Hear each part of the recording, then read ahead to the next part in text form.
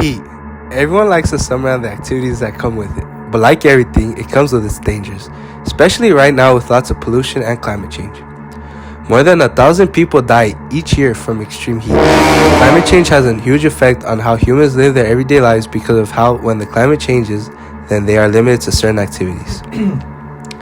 According to USAFacts.org, in 2004, 297 Americans died from excessive natural heat, the lowest figure recorded over the past 2 decades.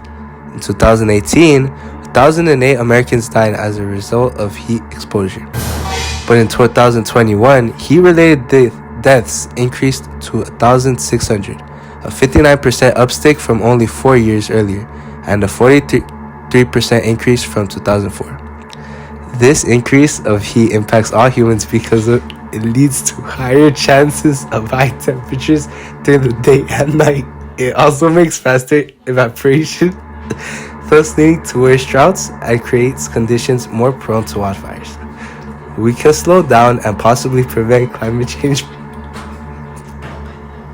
by being aware of all the plastics that we use, seeing that the refinement of plastics emits an additional 184 to 213 million metric tons of greenhouse gases each year.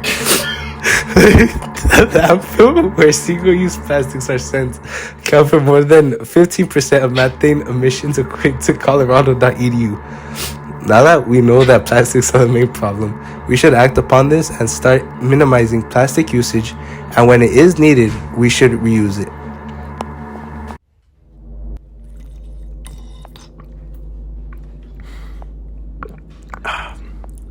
Water. Everyone likes to stay hydrated, and many do this by drinking water, as it is the best source of hydration. Although water is such a common resource used daily, it is unfortunately very limited, and for decades has been getting heavily affected by climate change, causing repetitive droughts. In fact, since 1900, more than 11 million people have died, and more than 2 billion people have been affected by drought. These are one of the many effects that climate change has been doing to our planet for centuries. Not only that, but climate change is heavily affecting the occurrence of droughts and causes them to happen more frequently and stretch out for longer periods of time. Research shows that warmer temperatures enhance evaporation, which reduces surface water and dries out soils and vegetation. This makes periods with low precipitation drier than they would be in cooler conditions. Climate change is also altering the timing of water availability. However, not only does climate change cause droughts, but it also greatly affects the formation of hurricanes or typhoons because it increases the sea surface temperatures, which is a key factor that influences hurricane formation and behavior. Evaporation intensifies as temperature rises, and so does the transfer of heat from the oceans to the air. As the hurricane storms travel across warm oceans, they pull in more water vapor and heat.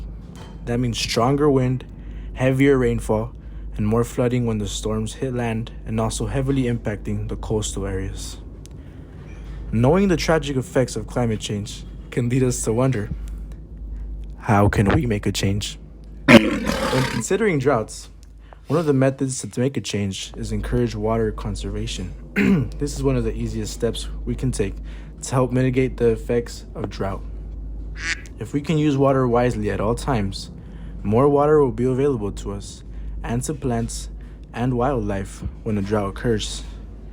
When it comes to hurricanes, in order to make a change, we can do this by preserving coastal wetlands, dunes, and reefs to absorb storm surge. We can also ensure new building and development does not occur, shut up Daniel, in flood-prone areas or historic hurricane tracks. Another way is replenishing beaches and improving infrastructure that affords coastal protection, such as seawalls. Finally, we can elevate vulnerable buildings to reduce the potential for flood damage. Thanks for watching. I am Freddie Castro And Daniel Ramirez, and we are out.